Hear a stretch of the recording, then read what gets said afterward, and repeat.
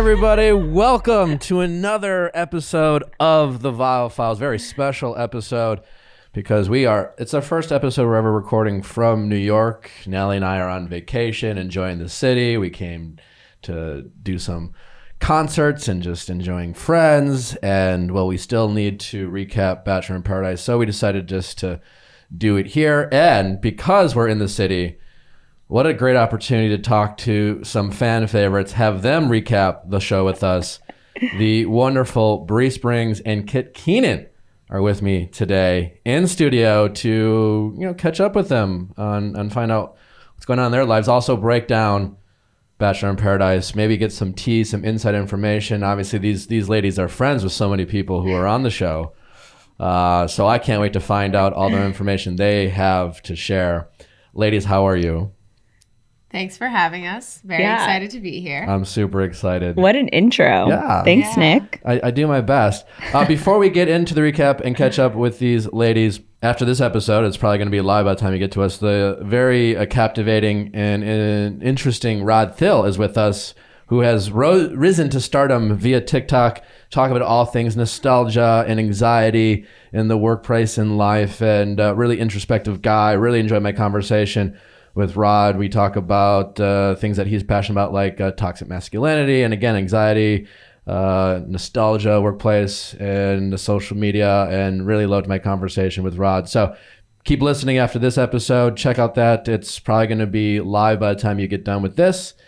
And other than that, let's get to the episode. Well, before that, how have you been, ladies? What's going on with you? We had a fun weekend. Yeah. We did have a fun weekend. Yeah, we saw both you, Natalie, and I. Natalie's also in the studio. She's not quite mic'd up. Say hi, Natalie. Hi. Yeah. One big takeaway I've learned from this weekend is that women love A$AP Rocky like no other.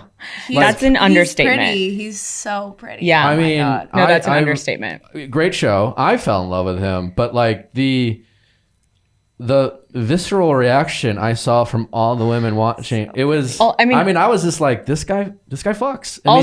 The Queen kind of gave us permission to really fuck with A$AP Rocky, because I've always loved A$AP Rocky. I always thought that he was extremely attractive, but now that Rihanna dates him, I feel like he's even more desirable, because now he's a real one. Is okay. Yeah. I was very impressed. It was a great show. I liked it better when he sang.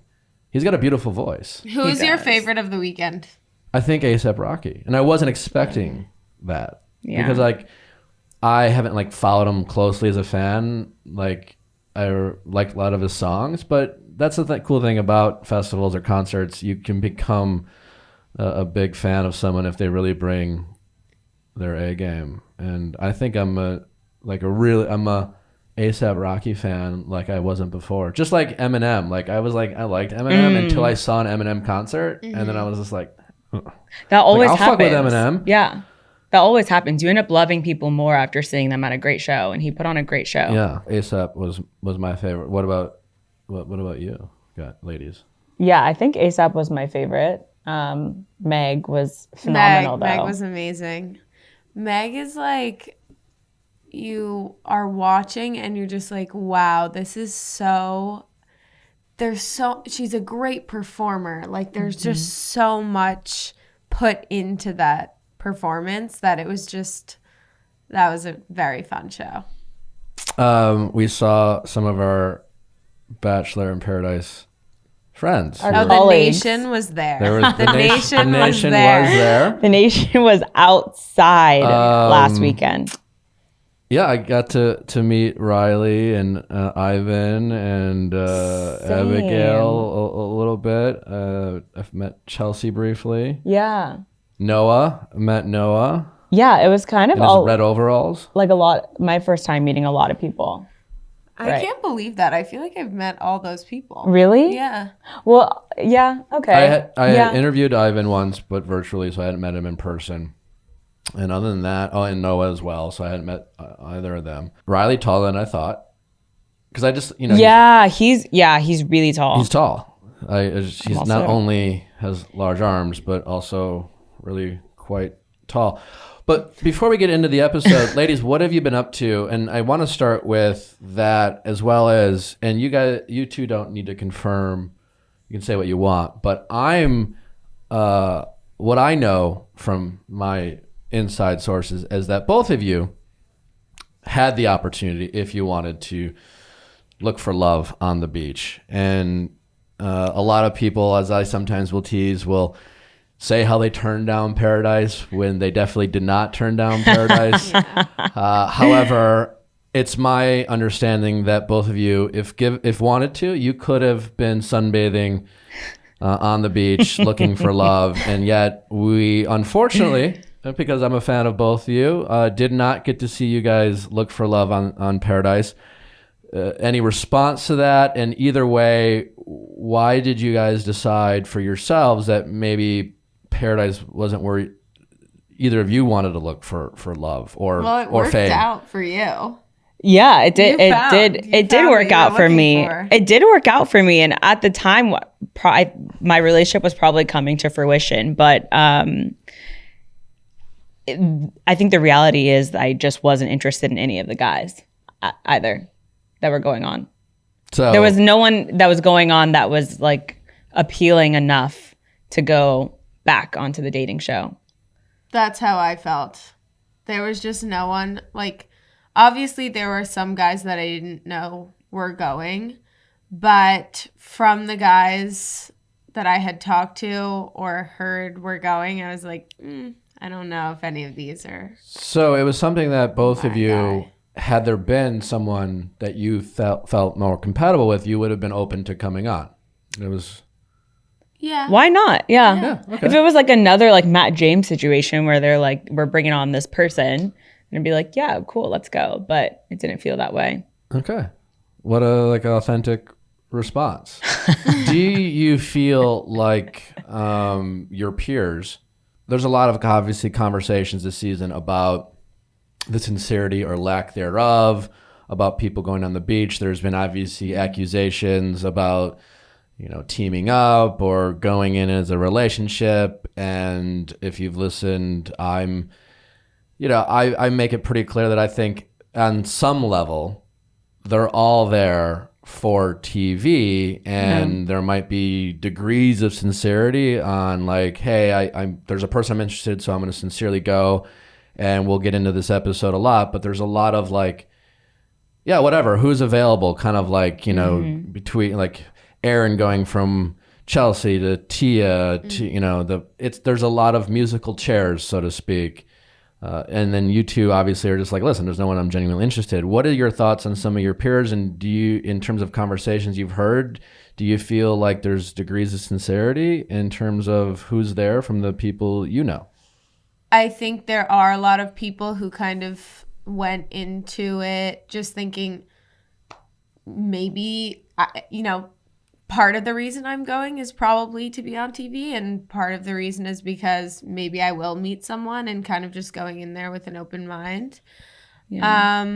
I think that it really only gets to be a problem if you're really hurting someone in the process. Sure. And I think that's what we saw like with the Brendan and Natasha situation. Yeah. Yeah. It's a great point. I totally agree. Because, I don't have a problem with any of them being there for TV. Because everyone's at all. acknowledging they're going on a dating show again, and this time it's completely different. So Yeah, and it's interesting. And I met a lot of them this weekend. And I have no problem with it. But like, there's a lot of like something I heard this weekend from someone saying, I'm not going to go back to work, and I'm going to see if I can make money off of my experience on Paradise. Was something I heard this weekend. Which totally. It's fine. Like, whatever. To each their own, right? Yeah. I also, one of the things too that I was looking at Bachelor in Paradise, my friends and I were comparing it to like a Hinge. Like it's like Hinge, but for Bachelor Nation people. Interesting. And I was like, that's a really great way to think about it. Like you go on and you kind of do this like dating roulette, and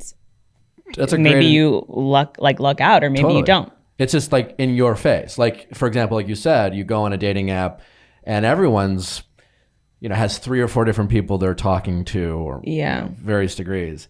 and you might go on a date, have a nice time, and then you know what? Maybe you're feeling good. You're like, you got 2 dates lined up back to back. Yeah.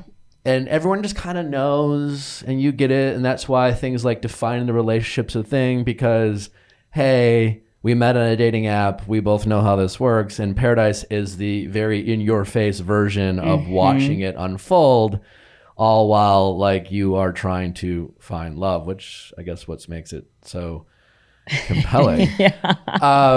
Speaking of Brendan and Piper, you two know Piper. Like, what conversations? There's a lot of speculation about, were they in a relationship?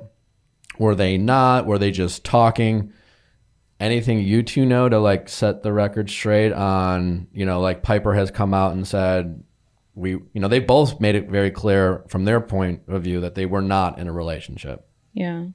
From watching it, I don't know if I believe that, but at the same time, like, it's like, are they hanging out every day, but they're like haven't defined it? Like, what does that mean? Or maybe was that not the case? Like, I think I heard from a guy this weekend say he actually thought Brendan was open to dating other people, but the right other people didn't show up. Yeah. And he might have, Brendan wasn't just waiting for Piper. Piper was his favorite of the people who showed up. Yeah. And that Brendan was maybe making moves outside of Piper. Anything on that? Are you aware of anything, or what are or just general like opinions on that? Yeah.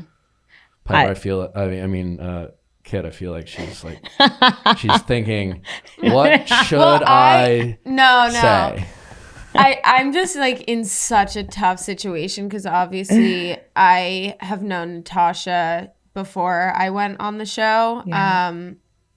Like in the first episode when she's talking to Kenny and she's like, oh, I used to date, the oldest guy I've dated is 50 something or whatever. That's my parents' friend who she's talking about. So I met her That's in the so Hamptons nice. years before I went on the show. And she's the one who I really talked to, like when I got a DM saying, do you want to do this?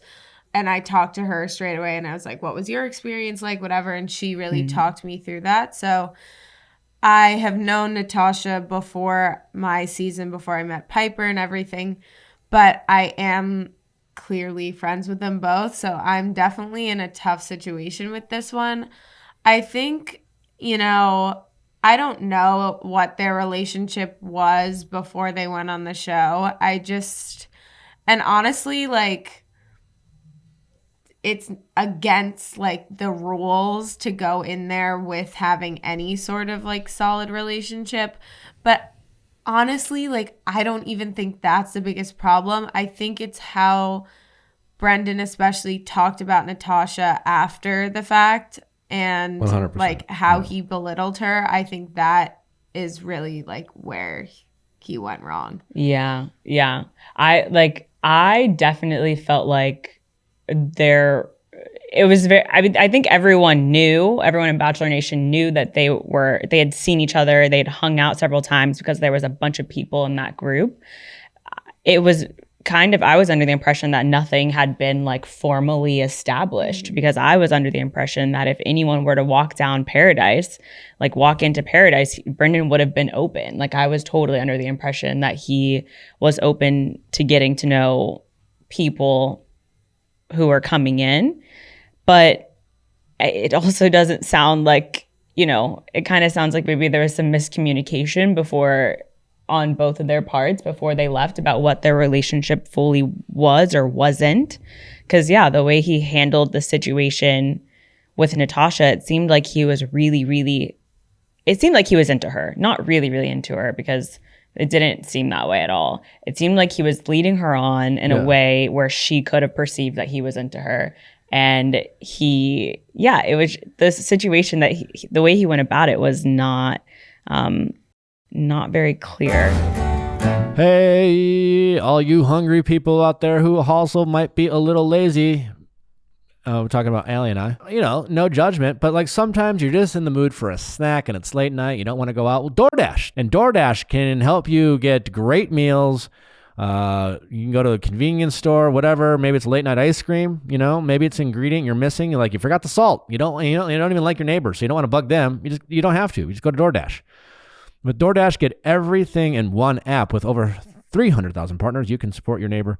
Go to or choose from your favorite national restaurants like Popeyes, Chipotle, and Cheesecake Factory. What's your favorite thing to order on DoorDash? When I was at a bachelorette party, it was very late at night. We'd had a lot to drink, and we did a massive Taco Bell order that came right to the Airbnb, and it was delicious. That's amazing. Well, you can also do that as well. And for a limited time, our listeners get 25% off and 0 delivery fees on their first order of $15 or more when you download the DoorDash app and enter code VIAL. That is 25% off, up to $10 value and 0 delivery fees on your first order when you download the DoorDash app in the App Store and enter code VIALL. Don't forget, that's code VIALL for 25% off your first order with DoorDash, subject to change. Terms apply.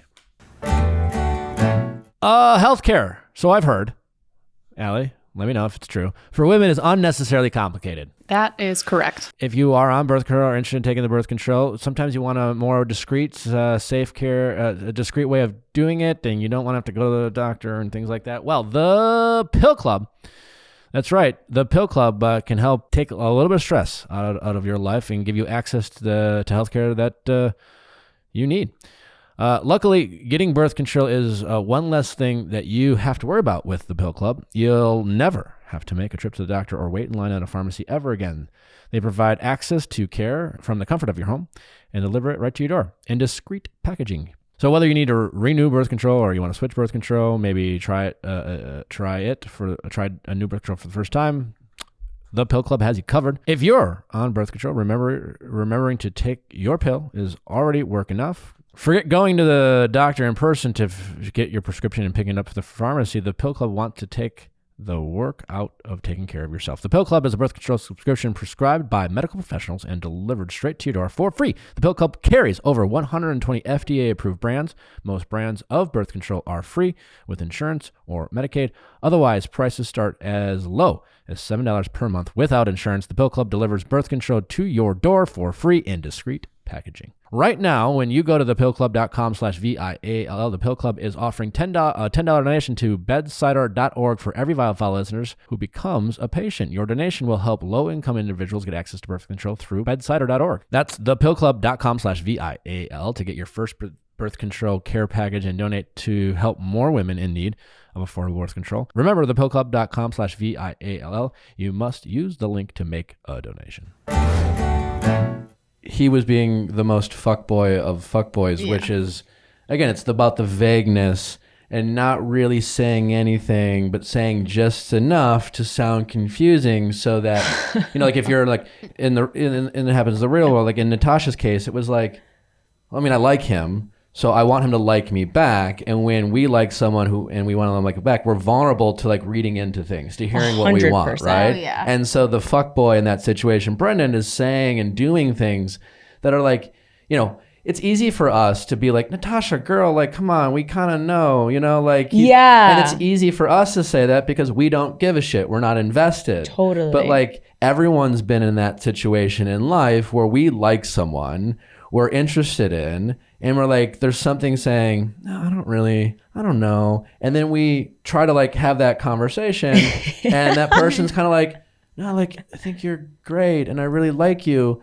And it's hard in that moment to go, wait, you're not actually saying anything. Right. Well, thrown into the situation of The Bachelor too, like I fully remember being on the show and hearing Matt be like, thank you for sharing that. And I was like, he loves me. Yeah. Oh my he God. liked me. Yeah. Like it was one of those things, I've said this earlier, but it's like someone gives you an inch and you take a mile, and you are very much in a situation where you feel like one word means like, okay, that's the word. Yeah. That's what he's saying. Yeah. It's highly competitive. You just want, it's a competitive atmosphere. Like you want validation. So like, I get it.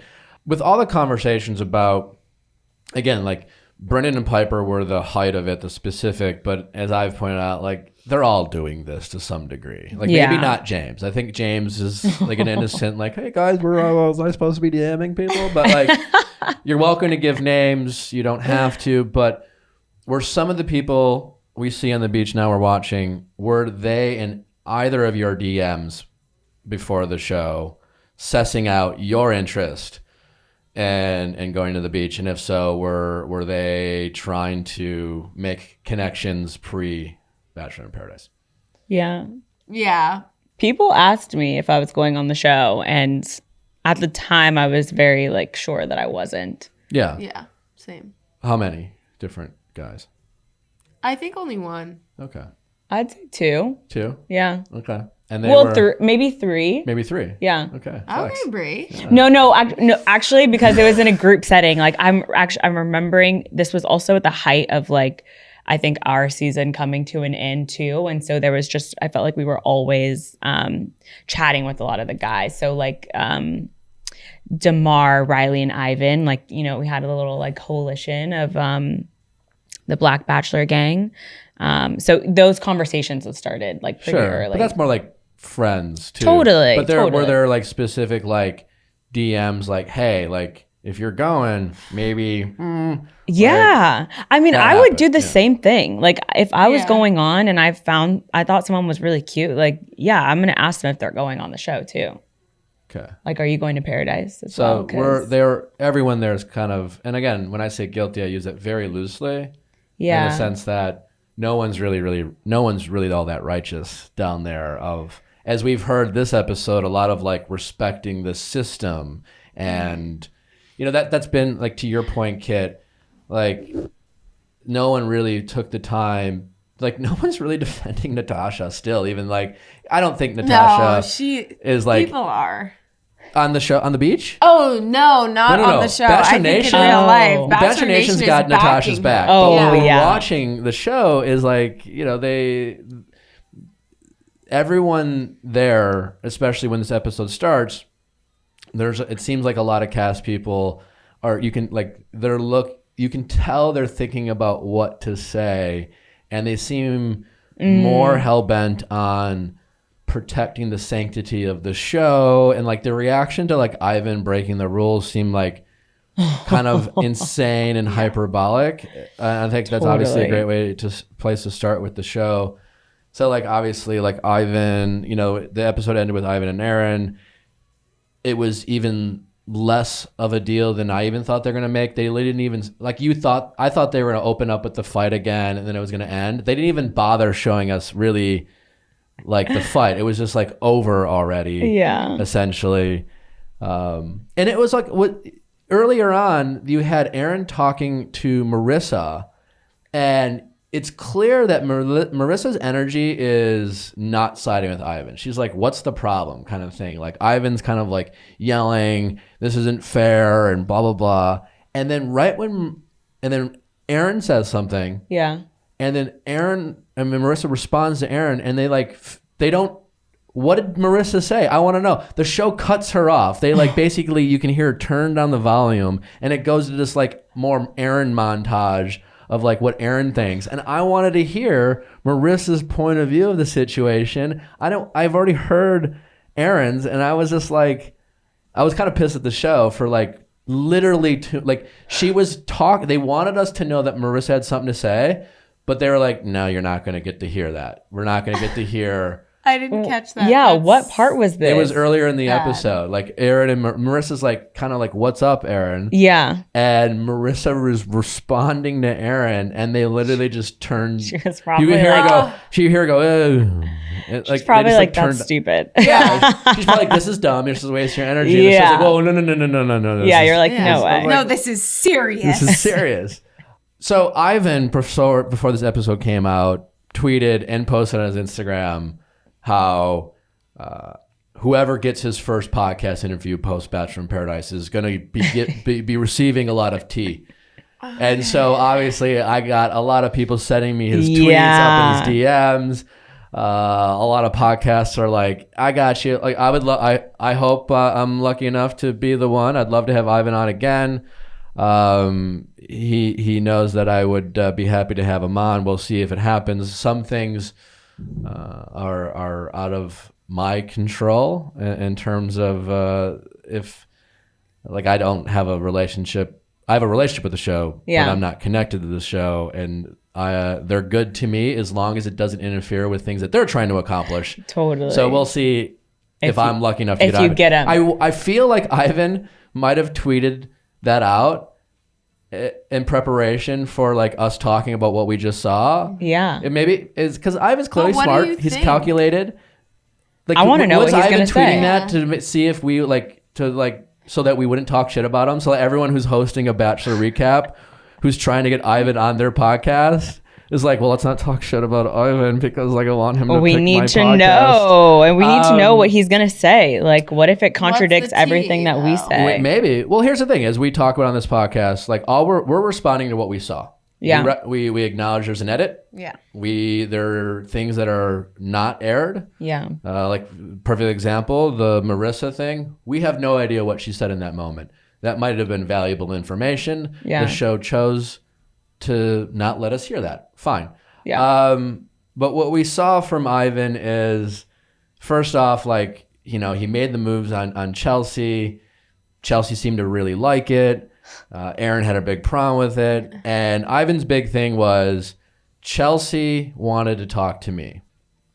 Now, we watched this closely. Yeah. Kit, Yeah. We replayed it We like replayed 3 it. times, guys. And it's interesting because I'm really curious of what Ivan has to say. It's not like what I've always liked about Ivan, and I'd say the same thing about the two of you, is that what I really like about from people who go on the show is they can recognize it's a TV show. That's fine. Things don't have to be mutually exclusive. They want to go on. They enjoy it when they do go on. Yeah. But they don't need it, and they're not afraid of saying and doing anything just to be liked. And like, I think, you know, you two went on The Bachelor. You opted not to go on Bachelor in Paradise, not because it was you're above it, but as you said, I wasn't interested in anyone, so I chose not to go. I have other things going on. Who knows what holds the future? And I've always seen Ivan as someone who's like, he's still working. He's still like an aeronautical engineer. Yeah. I don't think Ivan is afraid of being disliked. I think he likes to be liked, as I do, like anyone does, but I don't think he's afraid of it. And that's what I've always thought of him at this point. What we saw is it seems like he's gotten himself caught in a little bit of a lie. At least that's how it's presented. And, you know, Ivan's like, Chelsea wanted to talk to me. Quick montage to like the show being like, Ivan's a liar. Yeah, Right? that's a good point. Now, interestingly enough, Ivan said, Chelsea wanted to talk to me. That's what we saw. I have my notes. Okay. I have my notes. Bring out the notes, Kit. Okay. He said, you're mad that Chelsea wanted to talk to me. What am I supposed to do? Say no to her? Yeah. Keep saying Chelsea wanted to talk to me. And then he says, she asked me to go talk. Okay. That last part is a bit damning for Ivan. Yeah. Because up until that point, saying Chelsea wanted to talk to me isn't saying Chelsea came up to me, isn't saying Chelsea Pulled me yeah. or that language. That's true. So it is possible that Ivan was made aware via a third party that Chelsea was interested. You know, clearly this episode, more than any episode in this whole season, and essentially what The Bachelor is it just feels as a very high school essence to it. And I actually thought about this last week. I'm constantly being asked, like, and I'm sure you women get this too. What's it like to be on the show? Yeah. What's it like to be on the show? And I'm always trying to contextualize it to someone who hasn't had that experience. And let me know what you women think about my answer and of all the different ways I've tried to answer it. But what it is, I think, is for a lot of people, and I'm someone who went into the world, had real feelings for people, right? I've always stood by how I felt in the moment. And what it is, and it's like once you go, it's like an agreement to yourself to say, okay, whatever I've learned in my life so far, whatever, like I've had these boyfriends or girlfriends and toxic this, toxic that, and I've learned we've broken up and now I have some perspective. I'm not going to do that, et cetera, et cetera. Yeah. And then you learn these things, these tools. And when you go on the show, it's like an agreement to say, fuck all of that. I'm just, if I feel anything, I'm going to call it love, just like I did when I was 16 or 17. I'm not going to say to myself, okay, like I feel something, but like clearly I don't know them. I'm just going to like roll with these intense feelings, and I'm going to everything I've learned about like questioning things and having perspective, I'm going to just set that aside and I'll worry about it if and when I get off the show in a relationship. And I think that's probably a very high, like again, it's how we fell in love the first time in high school when we felt that. And I think that's what it's like for the people in the Bachelor world. What are your thoughts on that? Well, yeah, and you're going on a show where people get engaged at the end of it too. Like you're going on a show where people fall in love. So even before entering it, you're kind of like, well, there's a chance I might fall in love with this person. And then whenever you start feeling those feelings that you felt whenever you were in high school or the first time you fell in love, then you're like, oh, okay, yeah, like I'm definitely falling in love with this person. Like this is how it's supposed to happen or work. Yes. And then you just get caught, like you get swept away. You get carried away in the current. So I mean, I was like so screwed because I've never really had like a legitimate relationship since high school. So I was like, wow, I think I actually am in love right now because I've never felt that for someone. So when I started feeling those feelings that maybe I felt for the first time in like 6th grade with my 6th grade boyfriend or whatever, like I was like, oh my God, this is what love is supposed to feel like. Yeah. So yeah, I can completely relate to that. I've never thought about it like that, but it is like a really intense childhood crush. Mm-hmm. Yeah. And I'm assuming like when you left the show, like what was your thought process about kind of processing what happened versus removing yourself from the intensity of that world? Did you like have that kind of recognition of like, okay, like I definitely like the guy, but like that obviously wasn't love? Or when did you kind of realize that? Yeah. I mean, I've talked to like a few people about this, and I feel like those first few months, like back in reality, are really hard for a lot of people, like just going back to real life. And those few months were really tough for me because I was just like, it's like an emotional hangover. Like that's how I felt. And I mean, I had like my parents who like honestly were kind of, when I first decided I wanted to go on the show, they were like, what? No. And so when I was like watching it back with my family, they were like, this is a totally different side of you that we've never seen before, because I haven't ever really been so open and vulnerable. So I guess. So did they like to see that side of you? Like, yeah, but they were just like, I don't know who this is. Oh, okay. And I didn't know who it was, which is also why I had like that feeling of, whoa, am I in love? Because I was like so just. Well, it's certainly not therapy, to be clear, but it feels like therapy because you're constantly being asked and you're talking about your emotions and feelings.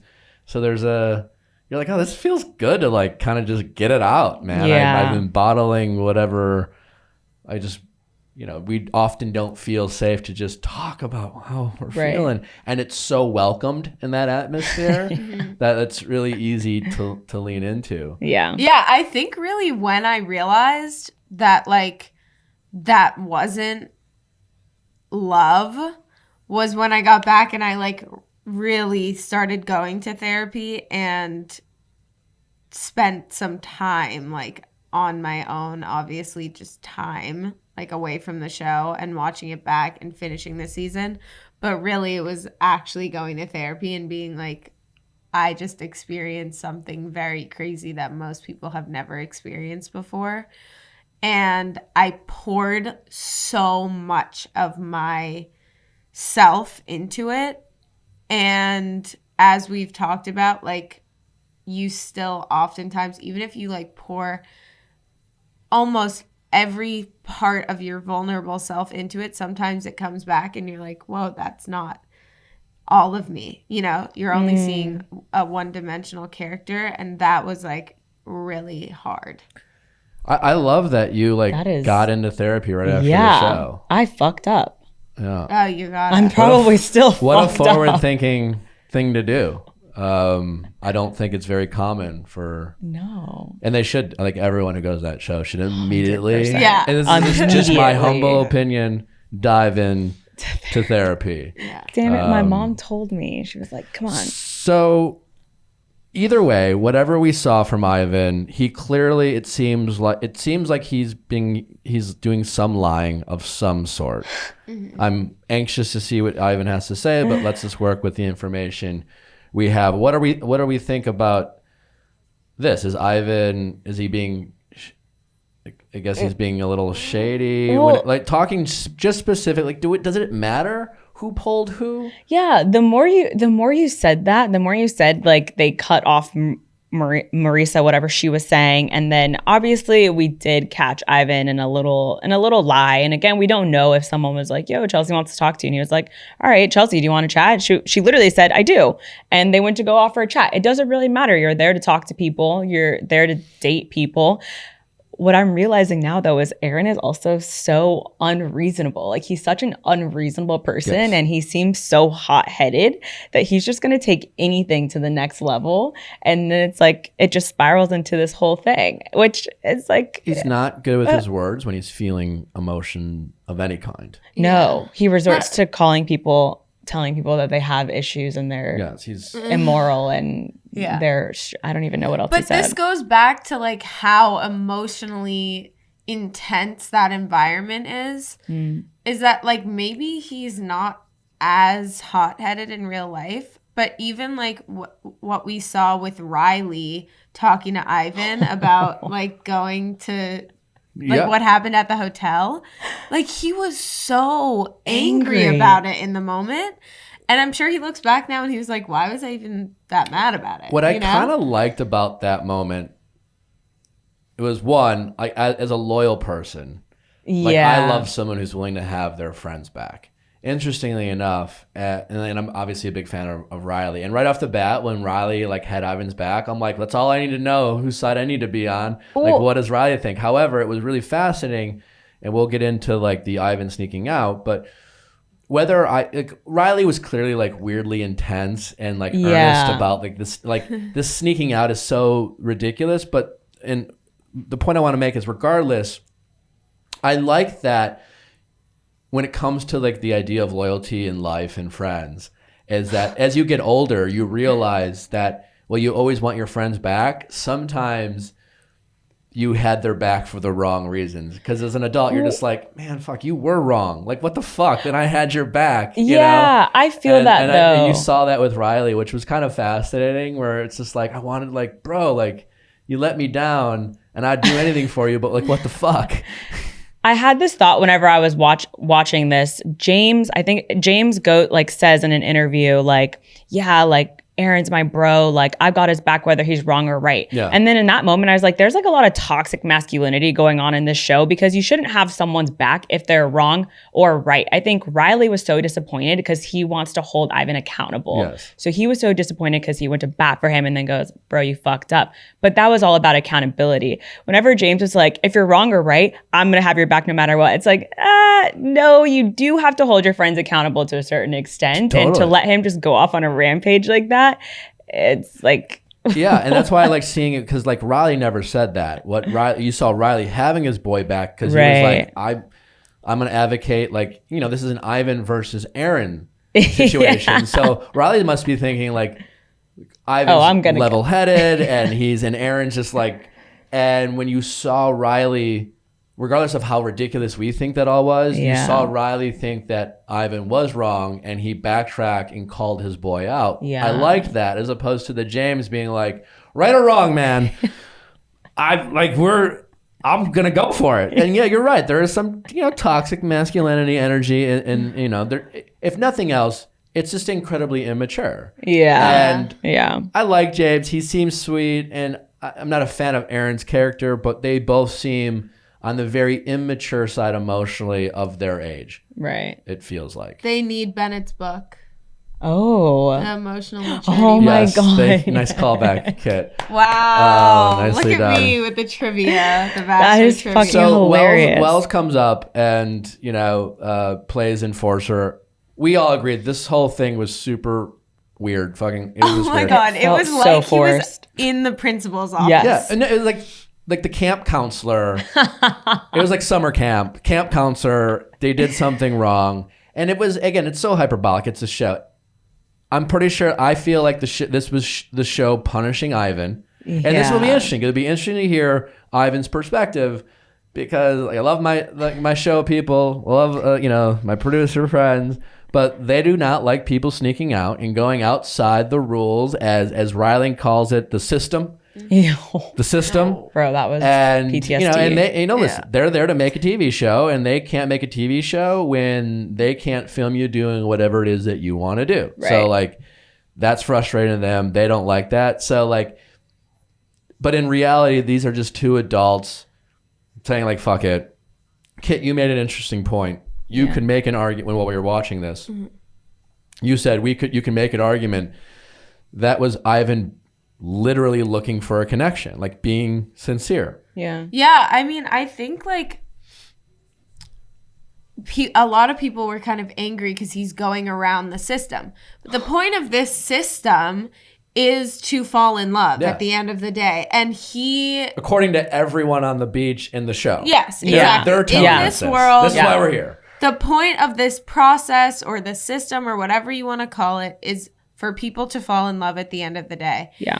And, though Ivan kind of went around the rules of the show world by leaving his hotel room, at the same time, like, I think that was him trying to go make a connection that he really didn't want to regret missing if he went home. Yeah, and the system, the structure of the show is, the producers deciding who walks down when. Right. It's also like, you're going to regret not doing something. You're going to regret not saying this. Like, that's one of the biggest takeaways was like, well, you better tell him you love him right now. Well, you better go get that girl back right now or else you're going to regret it. And I think Ivan was literally like, if I don't do this right now, I'm going to regret this for the rest of my life. How many times had we seen Chris Harrison or Wells now or any of the guest producers say some version of, not a lot of time here. Take advantage of the time that you have. There are really that we've heard people reference there are no rules, there's guidelines. Like this is the show on like whether it's this season or seasons before tell us that there's actually no rules. There's just like and honestly, if you're really here for love, go out. Like what they do emphasize is not enough time and bold moves. Yeah. And yet now we're hearing the opposite. Nope. Not bold moves. Interestingly enough, I thought it was kind of fascinating the show decided to air Ivan was very clear. A producer was in my room. They left their phone unlocked. Yeah. And what was unlocked is a basically list of the names and room numbers of the potential guests. Now, that could just be a coincidence or an accident, or that could be people, conveniently leaving. And as we, people will ask, the producer, blah, blah, like, so, like they often get too much credit, but what they do again is create situations for vulnerable people to act out of. Yes. And was this a situation where was this a producer creating a situation to see if was this bait? Well, when we were watching it, Bree said something. She goes, Ivan was so desperate in that moment. Uh-huh. And like watching everything that played out on the beach after, I was like, he really was just so desperate. Like that's how it felt like. And it brought me back. Like, I understand how he was feeling in that moment where it's just like, I will do anything because time is short and, you got to make bold moves and you're there for love and whatever. And like in that moment, he was probably thinking to himself, if I don't do this now, like I could lose the woman of my dreams. Yeah. Literally. Yeah. You're right. Should walk away forever. And I'm glad you pointed that out because, we like to tease and we will criticize, but we know, having all been in there, sometimes when we're talking to people who haven't, like, if you're being really honest with people, like I love that you said that because, and I've said this, like whether like Andy or Caitlin, I don't think of them as exes. It's not the same. But I also don't say when I said what I said in that world, I believed it. Yes. I can be out of that world now and go, okay, well, that was but either way, I believed what I said in the moment. I like that you acknowledge that too, Kit, right? In terms of like, I'm not going to run and say, I didn't feel that or I was faking it. Right. I just realized it wasn't what I thought it was in that moment. And so right or wrong with Ivan, what you're seeing is him being like this episode was clear. Everyone is so in it. They're so in this. And we're watching it being like, you guys are being ridiculous. This is, why do you guys care about these dumb and silly things? And it's because I think they're like 3 weeks in. They're just so kind of just in it. You also have no idea how your experience is going to go. So at that point, they're in a position where they're like, I came here thinking all of these relationships were going to come to fruition. Ivan was like hitting it off with several people on the beach. So then he found himself in a moment where he's like, holy shit, engagements are like right around the corner. They're happening in a few days. And I'm not in a relationship anymore. And someone who I know, or I think it might be here, I'm going to do whatever it takes to find them and have that relationship come to fruition. But again, like if you were outside of the quote unquote system, you would think to yourself, like, there's only a few days until I get engaged. Why am I even trying? Like, why don't I just leave? Yeah. But it's just the intensity. The intensity, yeah. Because... was it Alexa? Who was this girl? Alexa or Alexa. Ivan claims that this was the woman he's kind of been waiting for the whole time. Yeah. So and also there's an element of, and we talked a lot about this, with Justin Long when him and his brother were on Christian. There is a self-awareness of your status when you go on. Like even if you went, you knew you were a fan favorite, Brie. Like Kit, you knew the same. You're aware of your. Ivan is self-aware. Ivan knew he came in with an expectation of leaving. People really were rooting for him. And I think you even see him kind of acknowledge that. And I think that plays in to his actions and what comes across as desperation at that point. Yeah. He felt like he was like, all these people are rooting for me. Like I have to go in here and like give it everything. So he's that just I've got. making moves. We also don't know. And again, part of the reason why I'd be interested to hear from Ivan, like what if, again, the phone out on the counter is sus, right? Like, yeah. And again, I'm shocked the show aired that. The show aired Ivan saying they didn't have to air Ivan accusing a producer of leaving their phone in the room unlocked with room numbers on, but they chose to air that fine. And yes, it is sus. And why wouldn't bring it all home is like. Why wouldn't Ivan do that? He showed up. He's been waiting for this one girl. For whatever reason, the producers chose not to bring her down. He's just playing musical chairs with all these different people. True. He has a night alone. The room, his room number's there. It's like, oh, she's in room 409. Okay, I'm gonna go knock on her door. And I have all night to talk to her. Wait, great. can I also say it probably felt like fate to him in that moment. Yes. You're literally searching for anything. Great you're point. searching for a sign. Give me anything, and then you're like, oh, this was meant to be. Yeah. I have to act on this right now. Yeah, that's an excellent point. Rose ceremony. Yeah. And for all we know, that's what I was going to say. For all we know, he went, thank you, Natalie. He could have gone that night where they're the danger storm that might kill everybody, according to them. Ivan might be like, hey, listen, guys, I'm checked out. Yeah. And all of a sudden they're like, oh. And then they just leave a phone there. Again, I don't know that happened. Yeah. Speculation, but it's definitely possible Ivan could be like, hey guys, I'm just I'm not feeling it. Clearly I'm not connection. Honestly, Chelsea, she's cool, but maybe I should just go. Yeah. And then all of a sudden, and conveniently, an unlocked phone is left in their room. The stars aligned. I will say, since we're creating alternative scenarios, I wonder if the reactions to Ivan doing that were maybe more about something than just him going to meet the girl. Maybe I know there's COVID situations, and I know there's, consent. There's like a heightened like awareness of consent and stuff like that. So maybe it was others. So from a show standpoint, like to me, you make a good point. This is clearly the show not only punishing Ivan for breaking the rules. It is we're going to make an example of Ivan because people have snuck out. Caitlin and I both. I snuck out when I showed up in New York on Caitlin's season, and we just talked. Yeah. Caitlin snuck out and went and talked to Sean, which they kind of made a thing on the show.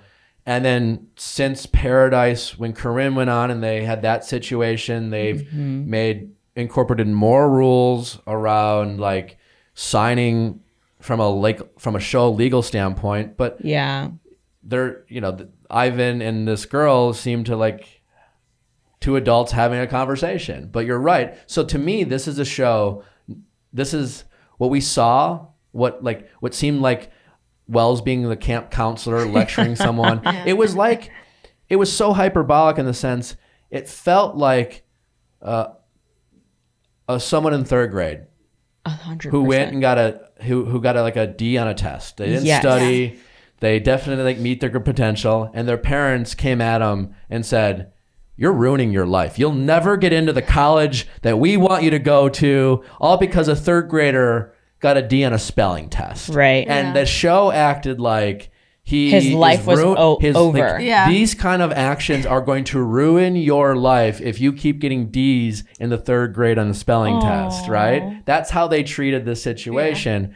And to me, it was the show. Anyone watching it who might want to go on the show in the future, you don't sneak out because we'll make it seem like you were breaking the rules or going outside the system and that you're a bad It definitely example. felt like they were it definitely felt like they're trying to make examples out of like, quote unquote bad behaviors this season. But you also have to understand too, like people are going on and wanting to find a genuine connection, and whatever the means are to do that and get there, people are willing to do. Like we're going on people are putting their lives on hold. People are putting their family and friends and, external relationships on hold. Like people are genuinely going on the show to be like, you know what, this is my one-time opportunity. I'm going to do everything that it takes to develop this genuine connection and relationship with this person and let them know that I'm interested and go out of my way to do so. And then they kind of get, you get punished for it because you get there and things are not all what they seem to be, right? Well, nothing is. That's exactly. And as much as we love to say, and like I think last week I said something to the effect when we were talking about Blake and Tia, it's like, wouldn't it be nice to have this mature reaction to say, hey, babe, blah, blah, blah, blah, blah. And that would be nice. But that also would be boring TV if we got a bunch of adult conversations. Anyway, so the rose ceremony, Ivan recuses himself. Do we have a problem? Because it felt like Ivan said something to the effect of, listen, Chelsea, I know you weren't going to give me the rose. And kind of like almost, it felt like he was trying to humble himself in that moment. You're not going to give me a rose. I get it. No, he said he wouldn't accept a rose. Before that, though, he said, I know you weren't going to give me a rose. But I just want to say, if you did, I wasn't going to accept it because I'm out of it. So you take the opposite. You think he shouldn't have said that. I felt like he was not trying to say anything shady or disrespect Chelsea in any way. I felt like he was trying to say, I've decided to remove myself regardless.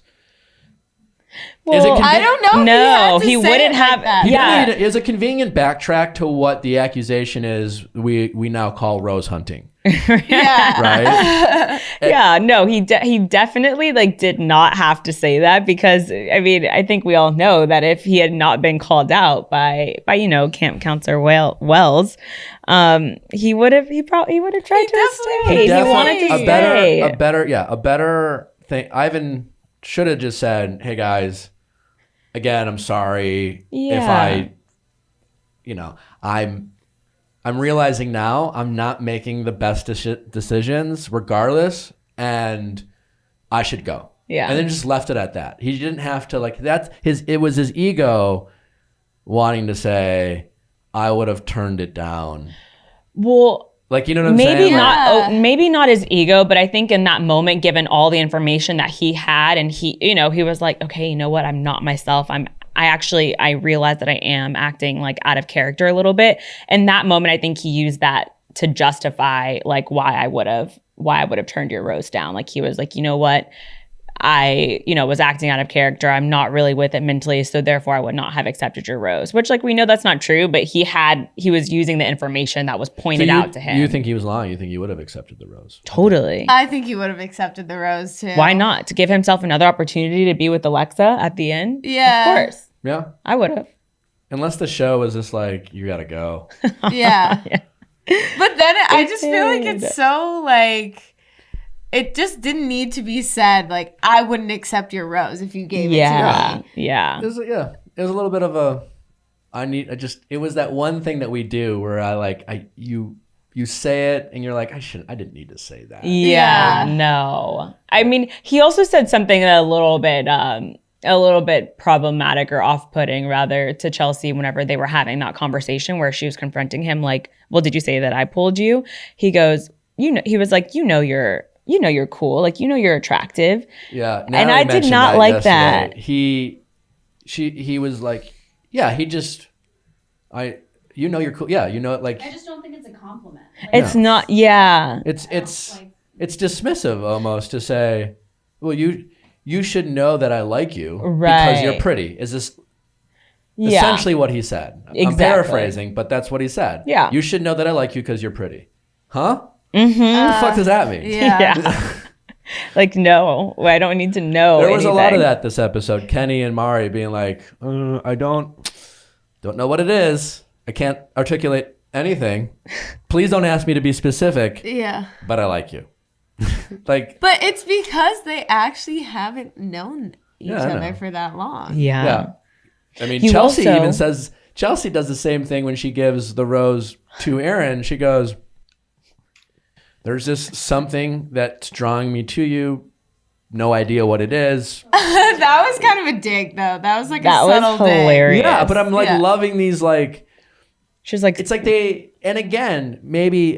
to the degree that Brendan did to Natasha. yeah. So many people, because the way the show is set up, they know, they're literally told people are going to arrive. Don't know who's going to arrive. Don't leave yet because keep trying to get here because we don't know. And so there's these constant like vagueness of trying not to say too much, but saying just enough to everyone's trying to validate their decision in the moment, but hedge their bet to not have to own that choice.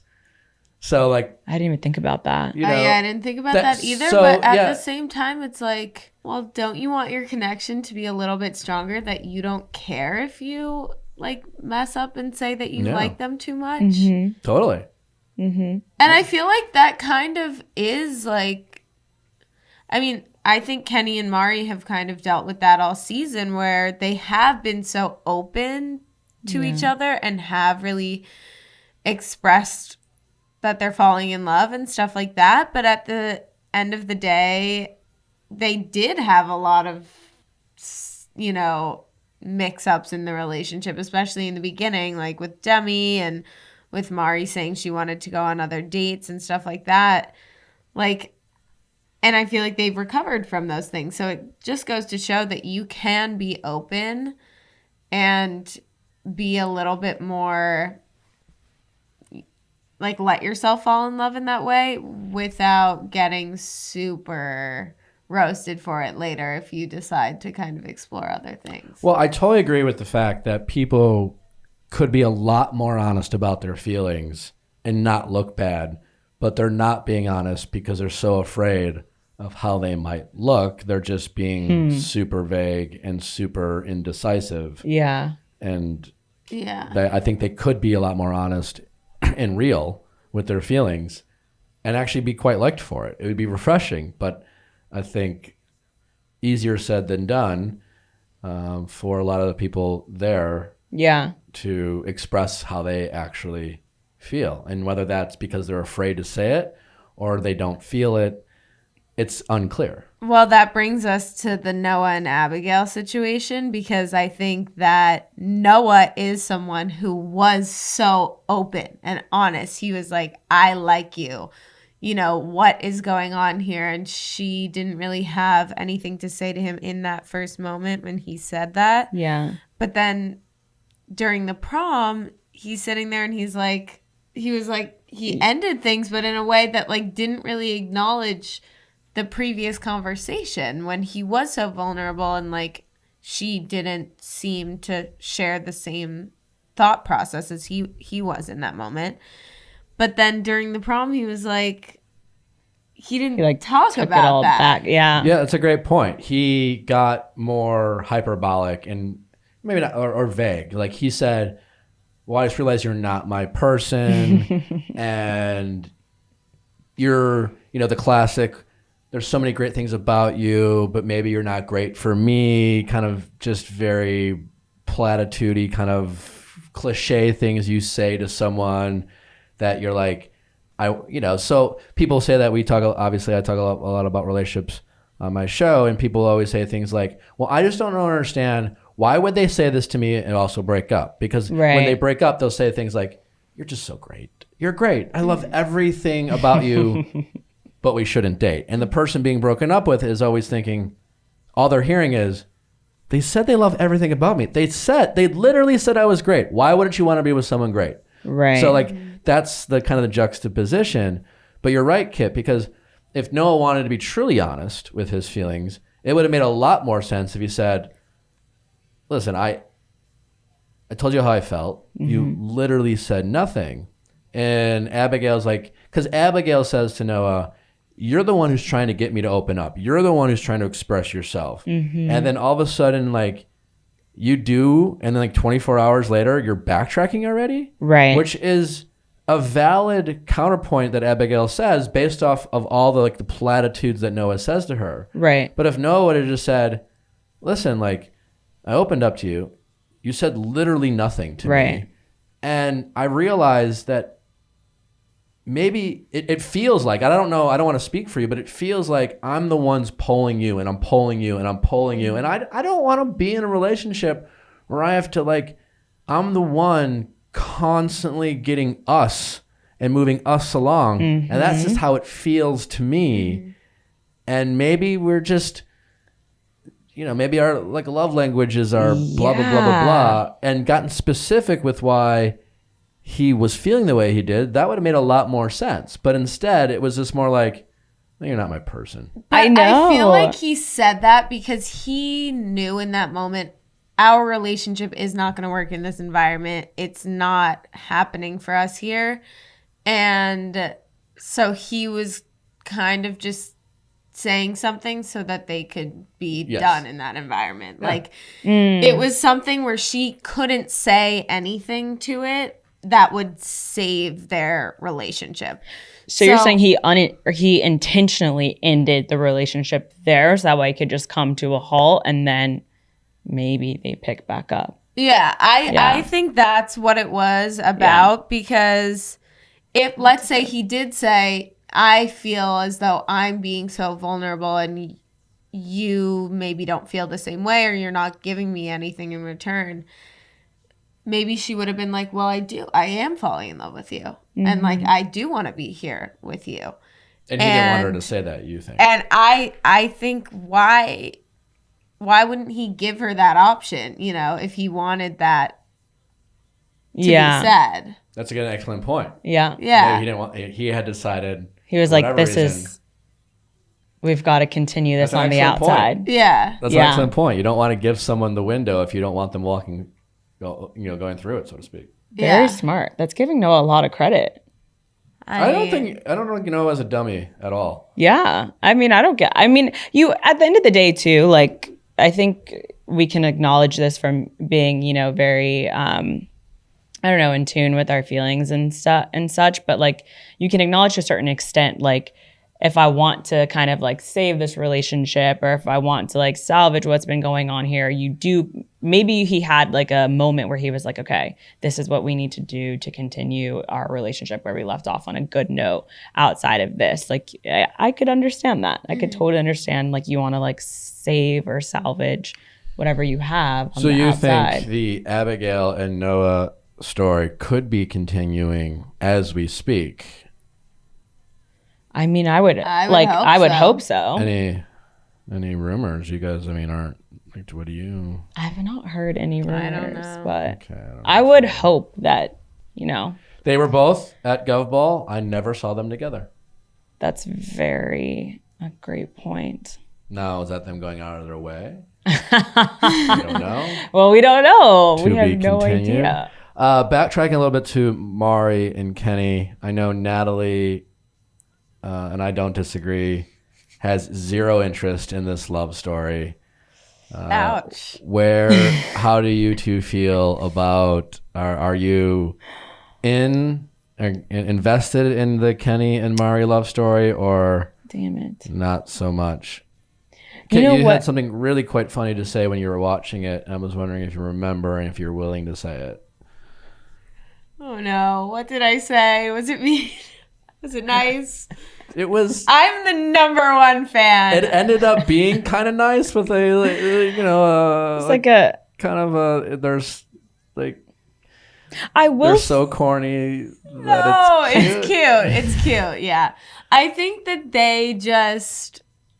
they're so in deep together at this point that like, I think even when Kenny is having this moment where he's like, whoa, I don't know, like, should we take a step back or whatever? I think he's genuinely thinking to himself, oh my God, I'm so scared. Like, because I do love her so much. And we are one of the strongest couples here. And like, he's probably thinking to himself, oh my God, I have 3 days to propose. Natalie's just not into Kenny and Mari. Well, it's just kind of fascinating because it feels like, again, from what they're airing, that Mari's like, I woke up, or that was Kenny. I woke up today, and then Mari's like, we needed to have a talk, and it's like Kenny and Mari only have two different kinds of conversation. One is they break up. And the other is they get back together. That's the only thing they ever talk about is breaking up and getting back together. That's how it feels like, what it feels like. And then all of a sudden, insert Mari, last episode started saying,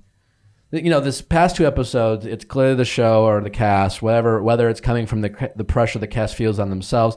Again, the cast is hyper aware. They know there's an expectation of engagement. I've always said this. The show, I was never pressured ever to get engaged from the show, from producers, but I always felt pressure. Right. Does that make sense? Yeah.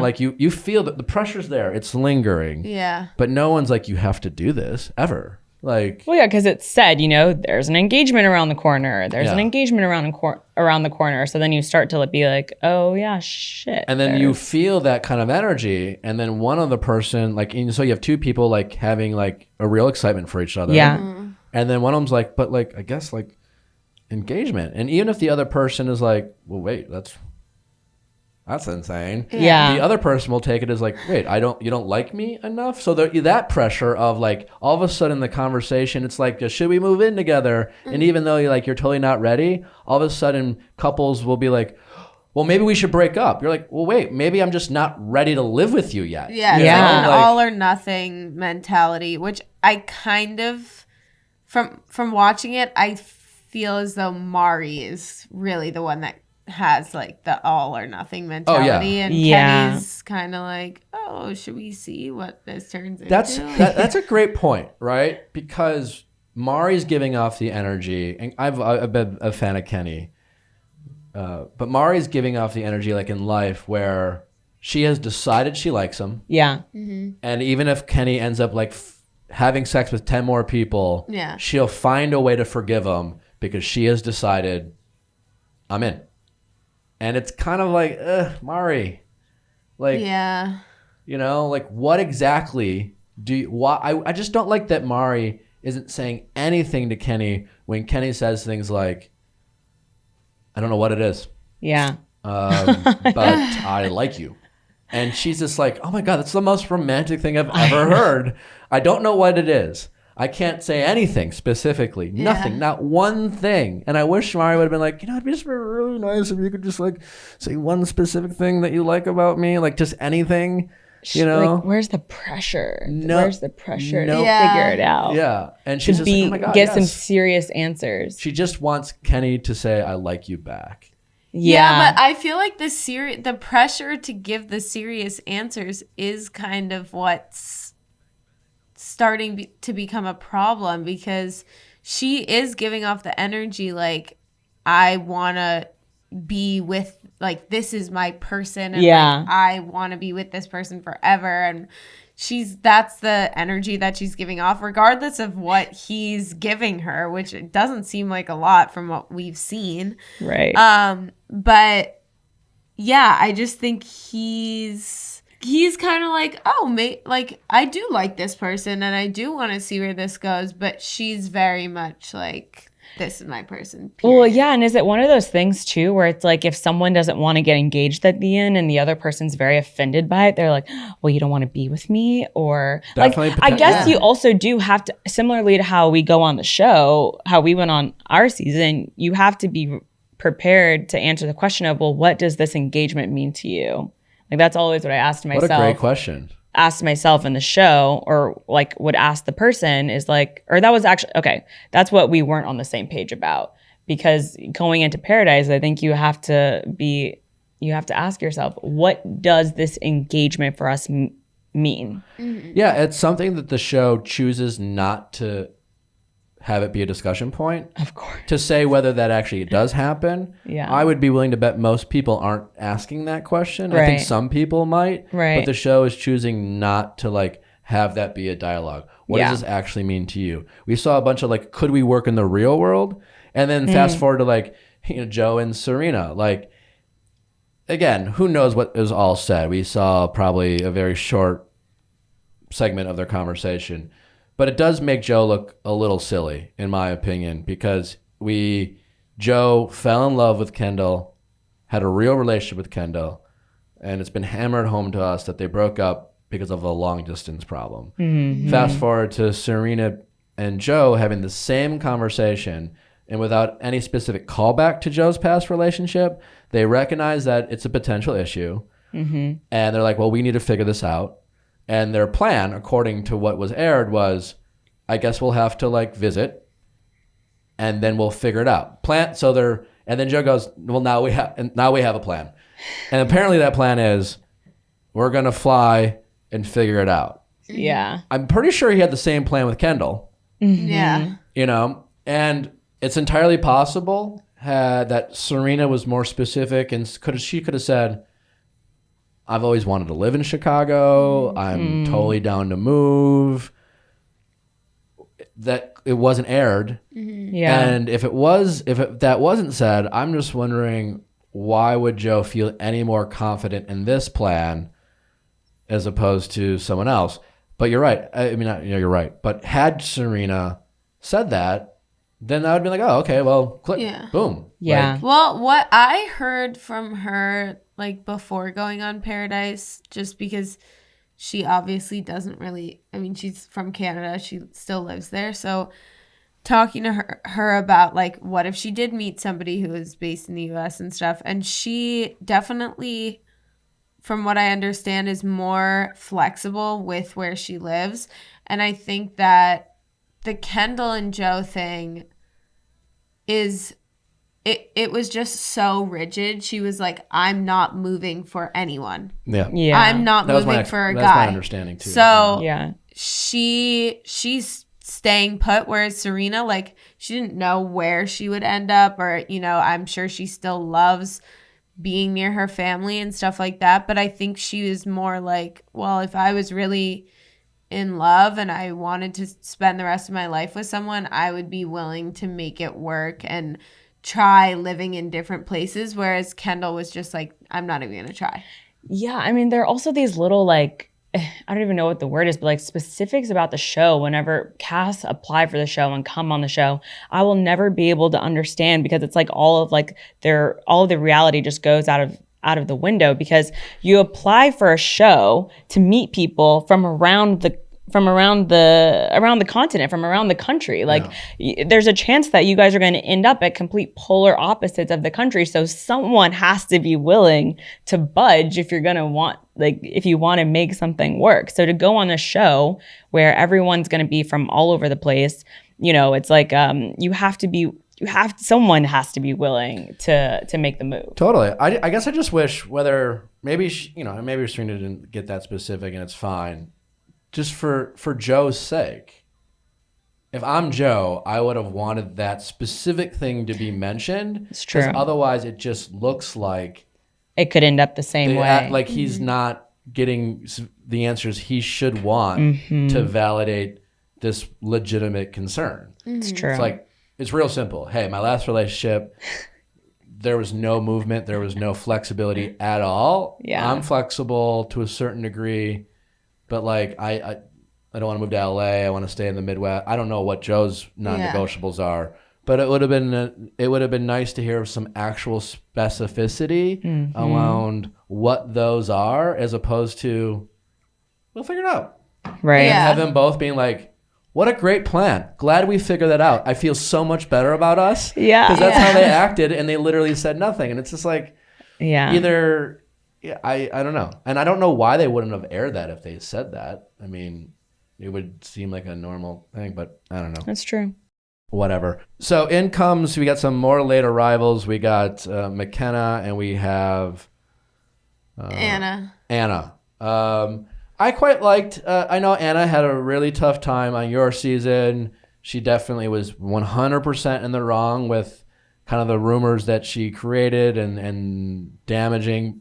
She certainly paid the price when it came to Bachelor Nation, and she showed up humbled, owning her mistakes, and seeming like trying to make the. And I liked Anna this episode. Yeah. And my favorite Paradise couple this season is currently Not this season. Anna and James. They make sense to me. One date. It seemed really genuine. Yeah. Like they had a cute, flirtatious connection right off the bat. Yeah. And having, James been on the show now for several episodes. It felt like refreshing from everything that we've seen. The fact that James is still there is like remarkable. It really is. Like, he deserves a gold medal. But I will agree, like, their chemistry on that date felt really real and very. I felt like they could have met like in the real world. Yeah, they could have met in the real world and hit it off. Yeah. Who gives a shit what we think? Maybe in a sense they have. Like, you never know. Yeah, maybe they days. have. And like, you don't have to look good together to be a cute couple. In fact, you should definitely not find love based on how you think you look or other people think you look. Yeah. Or if it makes sense to anyone else. Like Joe and Serena on face value don't necessarily make sense to me. They might be the greatest love story in Bachelor Nation. We'll find out. Yeah. But like, yes, James and Anna, it's just like, I get this. I like it. I love, they seem to be on each other's level. They seem to be a genuine interest. Yes. It's kind of, some good looking blondes, just like whatever. Yeah. Hanging out. Not overly, they just want to have some friends to have each other's backs. And it's like, it's fine. Yeah. Mm-hmm. I felt it. Yeah. I thought it was really refreshing. Yeah. I don't know. I thought it was interesting that Anna was talking about James making her feel safer about the snakes, but when they showed her, she was still covered in chocolate. So is that just like an editing decision of the show?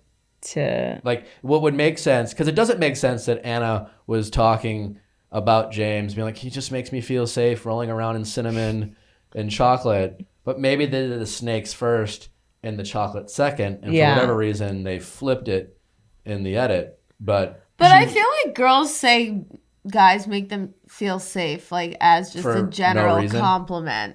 Yeah, like, I feel safe when I'm with him. Yeah. Huh. Maybe Meanwhile, I thought that was a bit of a dig from Becca, an unnecessary dig from Becca, where she says Anna would be open to any connection because she's so late. And I'm thinking, you're all have been open to any connection to get to next week. Yeah, I don't know. It was like a weird. It's also unnecessary kind of a dig. dig to James too. Yeah. Like she's just gonna go for him because he's the last one left. Yeah. Which to me, I mean, was like that. Maybe that was true, but I mean, they literally hit it off. Like it looked like they hit it off. Yeah, and she's saying this to Tia to like try to make Tia feel better, all while Tia's just pretending to even give a shit about James. Like this whole like, Tia was clearly into Blake. Whatever weird fight they had, James gave her a block of wood. Tia's love language is clearly like gifts and acts of service because she goes on about like what did Aaron get? Like, what did Aaron do? He gave her something, literally anything. If you pick up a piece of lint off the floor and say, Tia, I made this for you, apparently Tia's gonna light up. Like it's all like her reaction to the dumbest things about like as long as it's something. If you say this reminded me of you and I've made it for you, done. She's like, yes. That's the key. That's the key to Tia's heart. Yeah. For some people it is acts of gifts. But like she clearly is not into James, and so I love that Tia's just like, listen, I kind of floated around. I went on some dates. James has the right to do this. Yeah. But she's like pretending to care. Like you're clearly not. You don't care. You don't like him. It's fine. Just say you don't. You sent the guy home you did like because he reminded you of every fuckboy you've ever dated before. Yeah. Blake. Damn. But I will say, like, Anna and James's makeout in that hot tub, that was on the level of Tia and Blake's makeout that she got the fanny flutters for.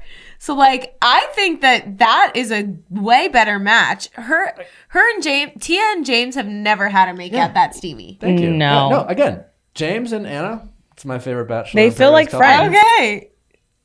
Or wait, do we know if they're still... Are they still together? I have no idea. I don't know. I didn't even know they were going to date. So this is all news to me. I'm rooting. I will be sad. Yeah, I'm a fan. If I find out that James and Anna aren't still talking. I'm just being serious. The connection actually looked genuine. Like either James is really freaking good at acting. I don't know. I do not. Or I think he liked Anna. He liked what he saw in that moment. Yeah.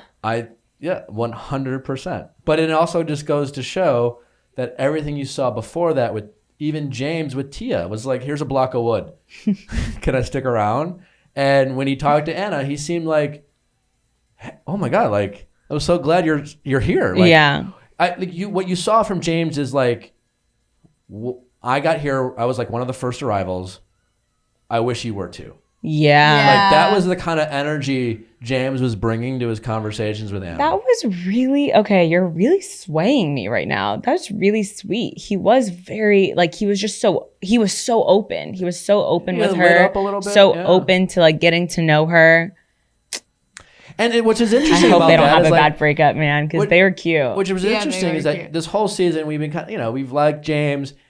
You haven't seen any charisma or confidence. You've seen some awkwardness, and maybe that is just because he's been faking it. He's not into any of these women either who aren't into him, and it's just a bunch of people being like pretending to give a shit. And then when you see James with someone he seems to be sincerely into, I'm not saying he's Casanova, but he looked a little bit more like, okay, all right, James, get yours. Yeah, that's what I'm kind of hoping happens for some of these guys on the beach. Like Aaron is still around, like he's just kind of like taking, or trying to be open to his connections, but no one has really come in to like spark his interest. And then we have McKenna who comes in. I think Ed's been the butt of some jokes in the past couple seasons. He very much has a club promoter vibe to him. Terrifying. He does. I can't believe you just said that. Do we disagree? No, it's just like triggering me back to like my first fake ID. And the club promoter? Yeah. Ed looks like he's a club promoter. Is he a club promoter? I have no idea. I think he knows, if he's not one or hasn't ever been, he knows a lot of club promoters. Oh, well, you know what? I think, is he in sales? I don't know. Because he lives in Miami, I think. So. Okay. He did have a bit of a glow up, I will say. I think he worked out. Good. But I only want to say that because I loved Ed this episode. I love that he went down there. McKenna is crying and doing her thing, and he comes down and he was just like, hey man, like I love the perspective that Ed brought to it. It's just like, whatever. I don't even know if we like each other. Let's just go have some fun. We're here. Who knows what could happen? Right. You know, like fuck it. That's like, really I'm optimistic. not your first choice. You're not my first choice. But we're two like good looking people, and let's just we're on the get beach. out of Let's our have heads fun. and have some fun. And I thought Ed was a real sweet moment for him. And whatever his club promoting days are, if they're behind him, I just want to give him props for being a gentleman and a charmer and making someone feel better. And also, like, by the way, like, I just find it hysterical when McKenna's crying. If you haven't been to this little beach area, they were literally 10 feet away, just like watching McKenna. It was like, talking about clubs, it was like they were all at the DJ booth, and McKenna was like right below the DJ booth, sitting there crying, and they're all just watching her. Just watching talking her. about her. Talking about her. And not, it's like someone literally 10, 15 feet away. And I'm just like, you guys, you're just literally watching and talking about her. And like, good for Ed for going down and just like, why none of the women or no one went and talked to her, I don't know. That's a real gentleman. Yeah, so props to him. We totally forgot to bring this up. I know we've already beat on Aaron a lot, but like, can we talk about Aaron and Chelsea's kiss right after the Ivan conference? That was so bad. Oh my God. Well, it seemed clear to me that the only thing Aaron was focused on was where Ivan was, and he kissed Chelsea to peacock. Literally. She wasn't even looking at him when he like swooped around, went in for the kiss. That was like a 2-second kiss. Quit Pulls the away. kiss. Says, we should Where's go my get let's go get a drink. Let's go to the bar or something like that. And as he's saying that, he looks directly over at Ivan. Yeah. I've never seen such an abrupt pull away from a makeout. Yeah.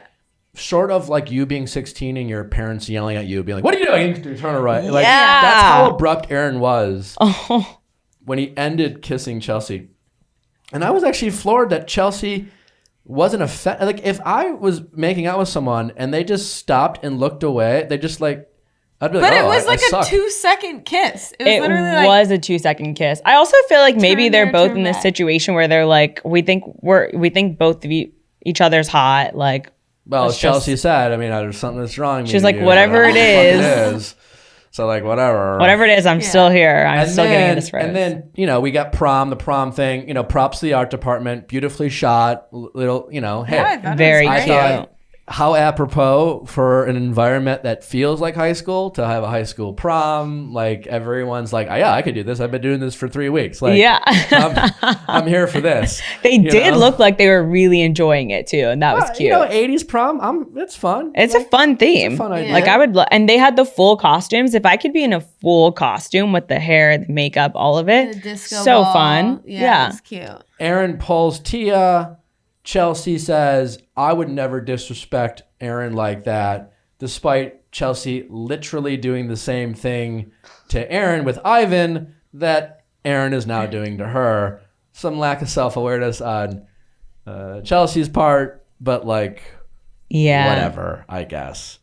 They totally haven't communicated in their relationship at all. No. There's no relationship there. They don't. Yeah. There's really again, I think they both just think they're both really, really hot, and they're just, But seeing where it takes when them. things don't go their way, they're both getting mad at the other person and showing no kind of like, oh, I did that shit. Yeah, that's Yeah. I thought the Tia makeout, that whole thing, like him pulling her, that was so just out of left field. I was Right? like, where did this come from? And Tia like went for it. She like took her legs and wrapped it around him, and like Tia, it was a steamy There's been 2 steamy makeouts this episode. Anna and James. And then Aaron and Tia. And Tia was like, what? He gave me a corset. I'm in. Fuck it. A corsage. A corsage. Croissant, whatever the fuck it is. Doesn't matter to Tia. It literally could have been. Oh my God, that was hilarious. The corsage, the role the corsage played in this date was fucking crazy. Because everyone was literally was wearing he could have been wearing anything. It's like, oh, you know what? I'm wearing this necklace. Here you go. I gave this to you. But it's like, it was just a part of his costume. And he's like, here, I want you to have I this. wanted what do I got? Yeah. I got a dollar bill. Yeah. Oh my God. And maybe because it was the whole combination of the show and the prom date, but they walked back in. Yeah. And it literally reminded me, it was like a flashback to literally being in high school where you're at a dance. Oh my God. And you just have a dance and you're like, hey, can I talk to you? And you're like, do you want to be my girlfriend? Oh my God, you're sweating. Yeah. And then you come back and you're like, hey guys, we're in love. Tia and Aaron came back with that very energy of holding hands and kind of presenting we're a couple now. Yeah. That was so crazy. I don't know. I don't know what's going on anymore. It's a free-for-all. It's such a free-for-all, this episode. They were clear. Everyone is I think all in. They're in it. Either they've brainwashed themselves. The intense structure of being off the grid in this environment, combination of the show, their own expectations of the experience on themselves, the drama that they've had to endure. All their perspective is just completely out the door. Who are you rooting for? Who's your what relationship do you want to see work? Obviously, Joe and Serena. Prom king. I want it. Prom king and queen. I want to see if a little gag for me. It's like, okay, we get it. You're the power couple. They are. You gotta give, but you have to give people props for being able to go into that environment with all of the obstacles that are thrown at you. One of the things that I've been talking to some of the girls about, because they're in it, they've done it. Is that you start to feel like your relationship that you're in is validated because of all of the quote unquote obstacles that you go through. You're thrown this and you're thrown that, and it's let's see if we can break this, shake up this relationship, and then you continue to come out of it okay, phew, we made it through that. Well, it's interesting you say that because that's why I'm a little more critical of relationships on Paradise. Even though those can work, because Paradise is more realistic. It's really testy. Because how I felt, and I don't know how you women felt on being on The Bachelor, is you spend more time apart than with that person. And you literally are fighting for time. And by the time you get to the end, you literally feel like you've had to fight all these other people for this one person. And so you're able to justify a lot of your feelings by, there's no way this can't be love for what I've put up with what I have accepted, the group dates I've went along with that were nuts, and I fought for this. And it's so outrageous that to me, it's more easy to believe that people believe what they're saying, as opposed to Paradise. It's harder for me to believe. And again, everyone's different, because for me, it was comparing that intense to this. Some the Marissas of the world, or even Joe. Joe had one day on Bachelor set or Bachelorette. So I guess his experience was different than say your experience or my experience. So everyone's different. But for me, it just seems a lot more realistic. Totally. But the way you described it is how I always felt about being on The Bachelor or The Bachelorette. But that might be different for the Marissas of the world who didn't get the full, or D'Angelo, whoever was only on for 1 or 2 weeks. It's just not the same. So Joe and Serena. I'm rooting for Anna and James. That's who I want to see. I think they're the underdogs, but I'm rooting for them too. Marissa and Riley. And Riley are cool. I like them together. I do like them. I like Marissa a lot. I think it's a great place to end it. As an outro, should we sing happy birthday to you? No. Happy birthday to you. Happy Happy birthday to you. Happy birthday, dear Nick. Happy birthday to you. You guys have great voices. That is the first time I've ever sang on air, and I'm not gonna lie, I think I did well. There were some harmonics. Well, thank you.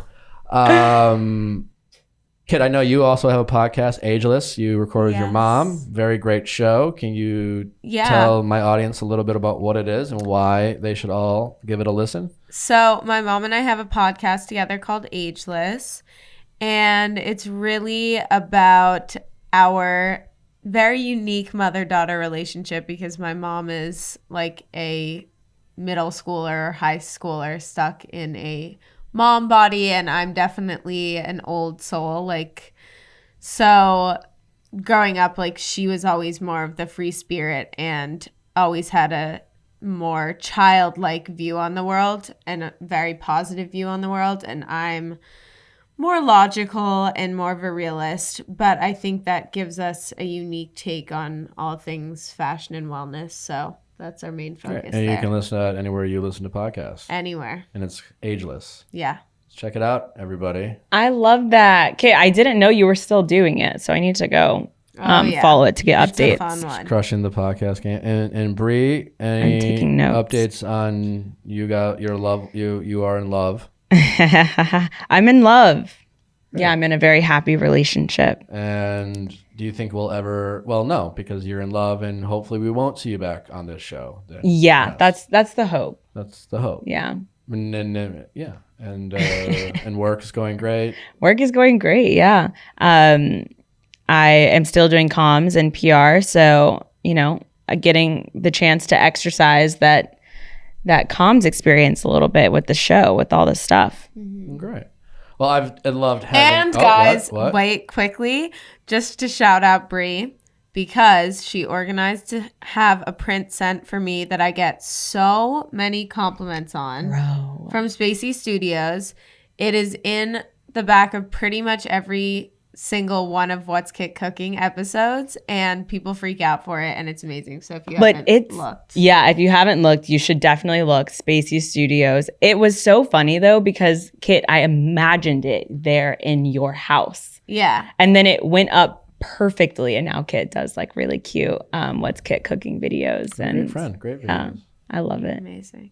Kit, you're also active on TikTok.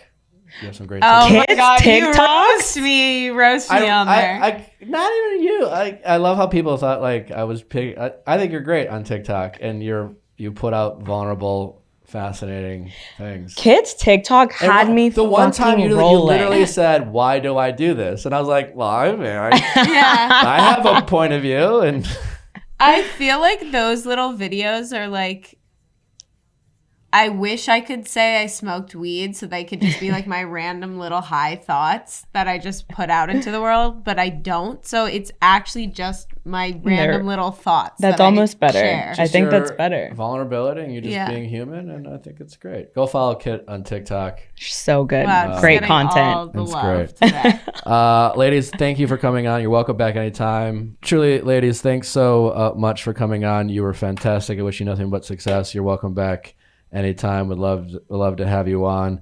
Thanks guys for listening. Don't forget to send your questions at asknick@castmedia.com. Cast with a K for our Ask Nick episodes. And we are back tomorrow, or actually just keep listening because the episode with Rob Thill is out right now. If you have anxiety, if you like nostalgia, and you love fascinating conversations from a thoughtful man, make sure to tune into that episode. And if there is nothing else, we will see you. Well, now we're here. Keep listening. Bye.